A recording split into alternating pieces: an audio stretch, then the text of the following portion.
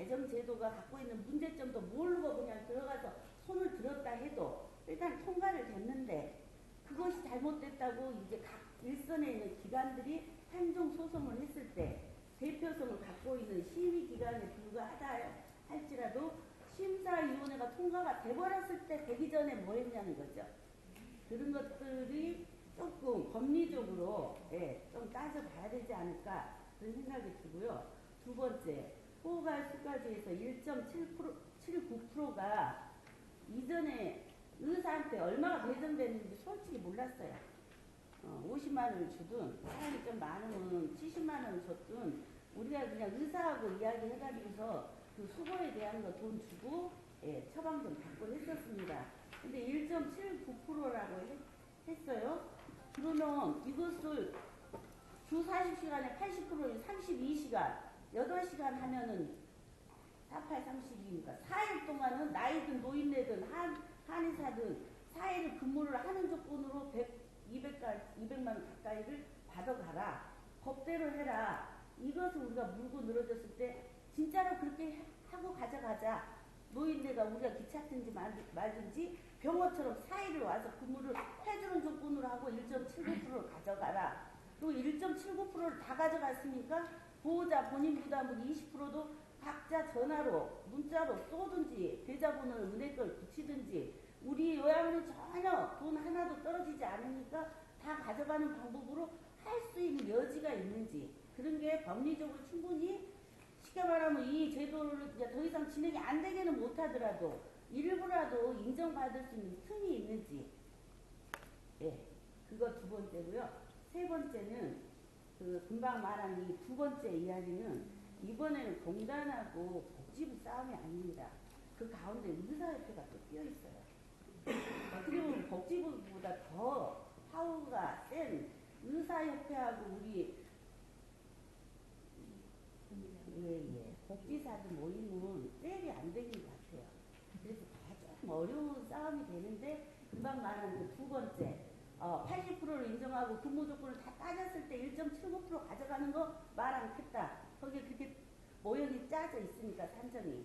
그리고 1.79%에서 우리는 0.0001%도 안 주니까 우리 받아서 주는 대행은 못하겠다. 대행을 한다 하면 세 번째. 그 중에 1.79% 중에 이 본인 부담금을 대신 받아서 하는 게 과연 0.0005%라도 그 수수료에 해당되는 합당한 금액을 산정해서 우리한테 주고 받아갈 수 있냐.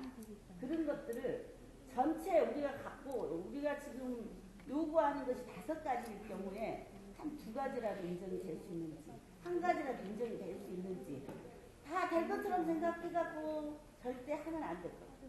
그것을 우리 자 변호사님이 법에 준거해서 우리한테 설득을 조금 더 자세히 해줘야 될 필요가 있습니다.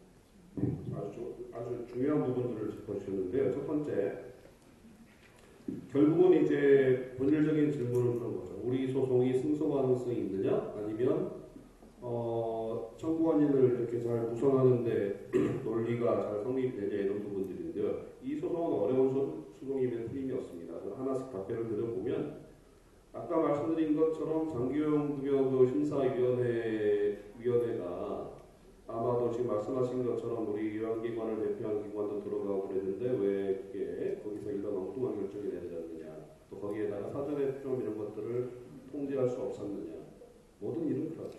지금 국민연금공단이 삼성물산과 제일병하는 문제에 대해서 당연히 노를 해야 되는데 예스를 했잖아요. 거기 수많은 로비가 들어가고, 저는 이 사건 예측하건대로 의사들에게는 상당히 좋아졌기 때문에 공단은 사실은 의사들의 입김, 이런 공단 쪽은요, 의사들의 입김이 대단히 강하죠. 그렇기 때문에 그런 것이라고 보고, 사실은 저도 회의록을 보고 싶습니다만, 저도 이런 위원회 많이 가봅니다만, 안건 올라오면 좀 기계적인 생각을 합니다.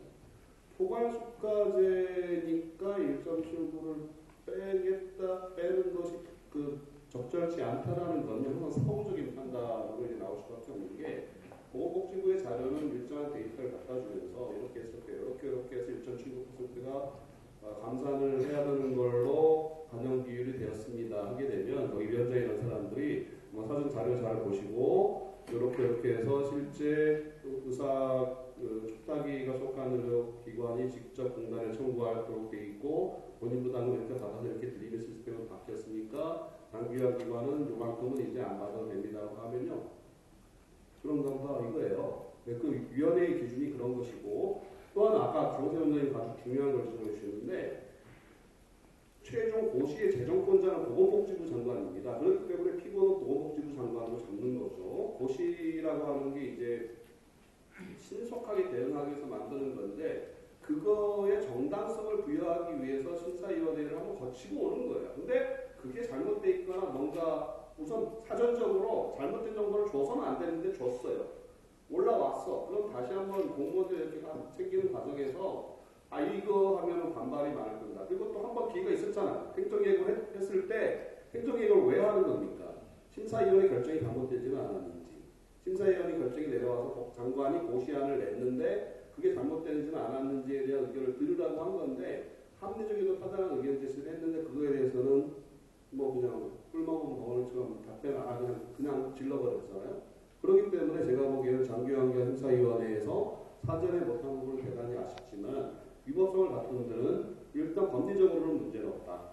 특히 장기요양 심사위원회가 했으니까 고시가 적법하다는 답변을 하면 그럼 바로 카운터 펀치를 먹일 수 있어요. 아까 강수 원장이 말씀하신 대로 당신이 최종적인 책임 고시의 재정권자인데 그 재량 행사를 할 때 1.7%를 뺄 때 당신이 여러 가지 그 행정계획 올라온 것도 보고했어야지. 재량권을 제대로 행사하지 못했다. 심사 기준을 정확하지 않았다. 그러면 위법하게 되는 겁니다. 그리고 두 번째 그 포괄수가제 1.79 계산이 사실은 그렇죠. 본인 부담금 받는 방법이나 기관이 청구하는 방법이 이제 바뀌었기 때문에 그 부분에 대해서 이제 그 아까 말한 그 시간 같은 것들을 한정을 해봤을 때 아마 제가 잘은 모르겠습니다만 지금 촉탁이 제도를 통해서 이제 이런 그 의료 체계의 수요를 이끌어낼 수 있겠다는 의사협회도 아까 50명 기준 나오긴 했습니다만 지금 1.79%에 해당하는 만큼의 그 방문 그 진료나 이런 것들을 다 영향이 될지 아니면 그 정도의 그 실제 그 어르신들 진단을 뭐 초진 재진 그래가지고 어르신들의 건강을 체크를 해서 그렇게 충분한 자기들이 청구할 만한 그런 그거 또 우리가 여기 지금 공단이 제시하는 한 달 190 얼마에 해당하는 것을 온전히 그 다 자기들이 정당화할 수 있는 그런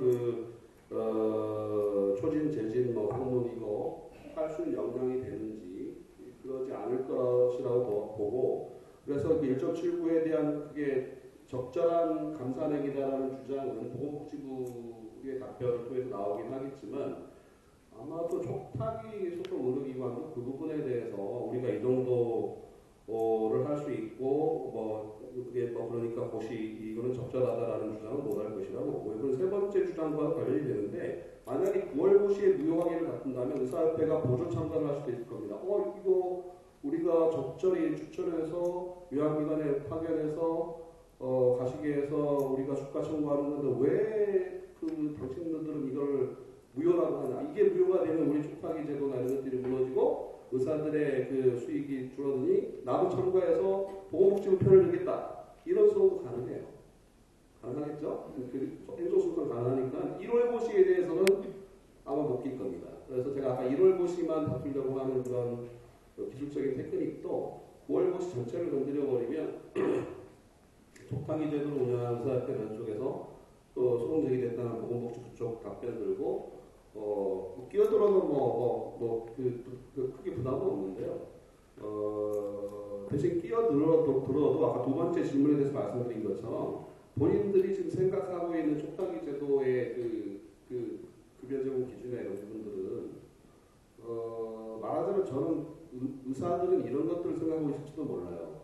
병원에서 환자들이 많아서 이렇게 저 내과 지역에서 1, 2등, 3등 하는 내과 의사들은 제가 아는 분도 있습니다만 이런 촉탁이 자기 같은 빌딩에 있거나 조금 떨어졌거나 이러면 촉탁이 그거 뭐 하시겠죠. 근데 또 그러지 않은 분들이 이제 제대로 된 급여 증차이나 이런 것들이 안 되는 분들이 이 제도를 좀 주목하고 있다고 저는 그렇게 파악을 하고 있어요. 그래서 어떤 간에 우리는 요양기관 원장님들의 입장에서 9월 고시와 1월 고시가 우리들의 정당한 수익으로 지급돼야 될 것을 또 떼가면서 그것도 뗄 만큼의 분량 이상으로 떼어갔으니 잘못했다는 각도이기 때문에 소송의 전선을 강명하게 하면서 보건복지부 상부하를 상대로 하면서 그 고시의 산정 기준이나 이런 부분이 잘못됐다는 걸 타겟으로 삼아가면 크게 이런 복잡하게 하지 않더라도 최종적인 결과를 끌어낼 수 있다. 저는 자료들은 많이 요청을 하지만 쟁점은 아까 그게 포괄수과제 하에서 이게 빼는 게 맞냐? 맞으면 그 제도로 된 산정법에서 뺐냐? 0.00몇만 빼야지 왜 1.79를 빼냐? 요거에만 타겟을 맞춘다면 충분히 해볼 만하다고 생각합니다.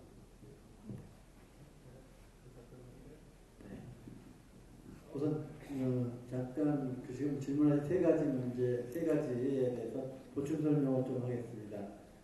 우선은 소송을 해서 이길 수 있느냐 지느냐라고 하는 것도 중요하지만 실제로 소송을 하게 되면 어제 그 온 답변서 내용에도 이제 나중에 여러분들 지금 현재 오늘 참석하신 분들은 580페이지에 된 한번 쭉 넘겨보시면 앞에 한 세 번째 페이지에 오늘 자료 말고 세 번째 페이지에 어디 답변서가 있는데 답변서 밑에 앞으로 제도 개선을 하겠다라고 하는 내용이 맨 밑에 실려져 있습니다. 의견 설계서 과거에 행정소송을 하다 보니까 행정소송 하는 가운데에도 제도를 변경합니다. 왜? 소송이 무섭고 소송을 가운데 취하하든지 아니면 어떻게 조정을 하려고 소송이 들어가면 제도를 변경하는 사례를 보건복지부는 지금까지 많은 형태에서 실제 보여줬어요. 아마 해보면 중간에 바뀔 가능성도 상당히 농후하다고 보고요. 두 번째, 의사들 입장에서 의협에서 이것을 대신해서 이 소송에 참관하겠느냐 말겠느냐. 사실 제가 아까 얘기했듯이 전체 2조 3천억에 1.79%가 한 360억 되는데 지방으로 가가지고 각 시도 의사회에 가서 한 의사회가 담당해서 그들이 생각하는 수익 금액이 어느 정도 되냐면 2, 3억 정도밖에 되지 않습니다. 저도 실제로 지금 현재 춘천시 촉탁이 협의회 의원인데 제가 실제 가서 보면 공단 지원하나 저 의사 5명, 7명이서 심의를 하는데 춘천시에 뿌려지는 금액 자체가 불과 2억밖에 안 된다는 거예요. 그러면 춘천시 의사가 몇백 명 되는데 지금 촉탁이로 하겠다고 이렇게 해서 교육받으신 분이 40명이고 40명이 그것을 또 1인당 150명을 넘지 않은 숫자로 쪼개가면 실제로 개인에게 돌아오는 금액은 1,몇백만 원밖에 안 되는데 뭘로 따지면 100만 원 수준밖에 안 되잖아요. 이것을 위해서 의사들이 지금 개인 진료 의원하면서 100만 원을 가져가려고 사실 하기가 되게 본인들도 이게 지금 계륵 같은 거예요. 먹기도 그렇고 버리기도 그렇고 먹으려면 사실 부담이 많이 가죠. 한 달에 150명을 2번씩 가서 해야지만 150명 정도를 해야만 실제로 150만 원 가져가는 거잖아요. 그러려면 한 번에 50명밖에 못 보니까 3번은 최소한 나가야 되고 또 한 사람당 최소한 얼마야? 3분 정도? 3분의 5분? 지금 3분이라고 따져도 50명이면 2시간 반을 해야 되는 거죠. 그럼 한 달에 2시간 반을 자기 진료 시간을 빼고 나와가지고 150만 원을 벌었을 때 의사가 시간당 외래 환자 보는 숫자로 했을 때 사실 실익이 없어요. 노는 의사를 빼고. 사실 치과의사에서 오리도 시켜달라고 해서 치과의사를 연기했죠. 한의사도 연기했죠. 실제로 치과의사를 촉탁이로 쓰시는 기관이 있나요? 없죠. 거의 없죠. 거의 없습니다. 그러니까 한두 명 있을지만 그건 빈도수가 너무 낮은 거고 그러니까 협회에서는 나름대로 생색내기 위한 작업을 했지만 실제 전국 의사 6만 명 되는 의사들한테는 의미 있는 값어치 있는 시장의 어떤 이 주머니는 안 되더라는 얘기입니다. 세 번째 아까 얘기하신 게 과연 그러면 이제 시설에서 앞으로 제도들이 변경될 수 있겠느냐? 그다음에 의사가 만약에 3시간, 뭐 4시간, 한 32시간을 와서 근무하게 돼. 그거는 의사들이 바보가 총을 맞지 않는 이상 그 일을 하지 않겠죠. 왜?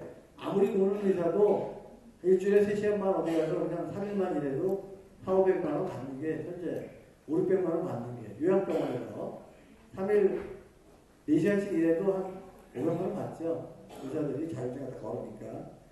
근데 요양시설에 와서 190만 원, 200만 원 받겠다고 32시간 일한다는 거 거의 뭐 그런 영향은 제가 볼 때 약간 오버된 부분이지 않나 그런 생각이 들고요. 마지막으로 이 요양시설의 지금 촉탁이 제도가 실질적으로 얘네는 문을 하나 열어놨어요. 촉탁이 협력기관이라고 한 협력의료기관 아직도 유효합니다. 단지 협력의료기관을 했을 때는 나중에 평가에 뭐 점수에 반영을 하겠다라고 하는 내용이 있지만 아직 실제로 2018년이 안 되기 때문에 어떻게 적용할지 모르겠고요. 또 제가 장기요양 지금 공단에 장기요양 평가위원회 위원이면서 동시에 2018년도 평가 한국 정하는 평가위원회 위원으로서 활동 중인데 그 안에 아직 전혀 결정된 사항이 없습니다. 이게 아직 좀 많은 것이 변수가 있기 때문에 우리가 소송을 한다 그러면 충분히 시직이 있다고 저는 생각합니다. 네. 우리 김숙자 원장님 정말 문학을 하시는 분이라서 아주 날카롭게 지적을 잘 하시는데 첫 번째 질문한 것만 말씀 잠깐 드리고 대화원 원장님한테 이제 다 결정되고 나서 지금 와서 우리가 뒷북 치는 거 아니냐 이런 쉽게 말하면 그런 질문이신데 거기에 대해서는 우리가 뒷북을 치기 전에 저하고 이정환 회장님하고 보건복지부를 직접 찾아가서 이 문제 서류도 있습니다. 우리 밴드에도 기록이 있어요. 우리 갔다 온 기록을 밴드에 다 올려놨죠. 밴드에 갔다 와서 바로 그 기록을 올려놨는데 뭐냐면 이 문제가 포괄수과제이고 잘못된 거다라고 그리고 계산 방법도 잘못된 거다라고 지적을 했더니 그 보건복지부 당시 이상희 과장이라는 분이 요양부 운영과장인데 뭐라고 했냐면 그것은 공단이 월급을 줄 거고 촉탁이 병원 월급을 줄 거고 여기에서 까는 거 조금만 깔 테니까 그건 그렇게 신경 쓰지 마라 그렇게 답변을 했었고 두 번째 여러분들이 제6차 장기요양위원회 회의록을 보시면 보건복지가 실제로 그렇게 하려고 했던 흔적이 있습니다. 6차 회의록에는 1.79%를 깐 게 아니고 약 0.5% 정도만 삭감하려고 6차 장기요양위원회에 올렸는데 그 민노총이라고 하는 곳에서 시비를 걸기 시작했어요. 그래서 한 서너 번 실무위원회가 열리면서 제7차 장기요양위원회 거기서 1.79%를 삭감하는 것으로 결정이 됐죠. 그리고 행정예고가 됐는데 그 사이에 우리 실버표 온라인 커뮤니티들이 공식으로 이 민원 말고 공식으로 그 기간에 맞춰가지고 이건 잘못된 거다. 아까 변호사님 700명 낸 것 중에 한 사람의 입장에서 제시를 했는데 그건 깡그리 무시하고 원한 글씨 하나 바꾸지 않고 니네 통과시킨 저희가 뭐냐라고 제가 다시 물어봤어요. 그것은. 그러니까 지금 법정단체장이 했냐 안 했냐 그런 걸 따져봐야 소용이 없지만 분명히 700명이나 되는 많은 사람이 이 제도를 반대를 했음에도 불구하고 원한 글자 하나도 안 바치고 했다고 하는 것이 아까 전문적 용어로 보건복지부 장관이 실제로 현장에서 반대하고 그리고 법정단체도 1.79%를 까는 걸 엄청 반대한 기록을 우리가 다 가지고 있어요. 한의역도 0.2%만 가라 라고 계속 주장한 자료들을 가지고 있고 실제 그런 상황에서도 결국 민노총 말 듣고 1.79% 깐 그런 거기 때문에 그런 걸 입증할 수 있는 충분한 자료는 확보가 되어 있다고 보시면 좋겠습니다. 그래서 우리가 이긴다 진다는 몰라요. 이제 변호사님 계시지만 변호사님 능력 있으시니까 잘하시겠지만 좀 까봐야 하는 거지만 이 까보는 과정인데 세 번째 김숙자 원장님이 의사들을 굉장히 무시했는데 무서워한다고 했는데 저희들로서는 굉장히 좋은 찬스라는 거죠. 우리 주민이 널싱홈 원장님도 신랑분이 의사시지만 의사하고 우리가 맞붙게 되면 굉장히 좋은 일이 생깁니다. 의사 집단하고 장병 집단하고 싸움을 벌이면 제가 앞장설 거예요. 저는 싸움에는 명수입니다. 싸움에는 진짜 의사협회 이길 수 있습니다. 믿습니까 여러분? 요령이 있습니다. 그 싸움 요령이 있는데 싸울 때는 항상 모든 사람을 적으로 두면 안 돼요. 보건복지부도 우리 편, 건강보험도 우리 편하고 의사협회만 우리가 또 공개하면 우리가 이기게 돼 있어요. 그러니까 그 삼국지에도 나오고 여러 싸움의 비결인데 적군을 싸울 때는 적만 적이지 다른 사람 다 우리 편으로 만들어서 싸우면 되니까 그런 걸 한번 저희 집행부에 맡겨주시고 여러분 적극 아까 말씀했지만 많은 분들이 참여를 해야 돼요. 정말 여기서 제가 부탁드리는 것은 오늘 몇 분 오셨는지 아세요? 여기? 80분 오셨나요? 네, 80분 오셨다고 치고 저는 한 60분 정도 오실 거라고 예측을 했어요. 왜냐하면 구정이 끼어서 우리가 구정이 끼었음에도 서두르게 된 것은 지금 아까 이 변호사님 말씀하신 대선 가도 여러 가지를 맞춰가지고 시간이 별로 없어요. 지금 이때 맹공격을 하지 않으면 우리가 실기를 하게 됩니다. 그래서 부득이 했고 우리가 지금부터 오늘 이 전사 여러분들이 하실 일은 주변에 참여를 유도를 좀 해주시면 돼요. 참여해서 정말 이 소송이 막 1000명이 정말 참여했다. 역사적인 일이죠. 대선 후보들이 안 볼 것 같습니까? 1000명이 참여한 장교한 기관의 문제들이 전부 다 노출되게 돼 있다는 거죠. 이 숨겨진 그런 전략을 잘 이해를 해주시고 의심하지 마시고 한번 참여하고 그렇게 했는데 지는 것은 뭐 안 지면 되죠, 그죠? 말이 그렇습니다.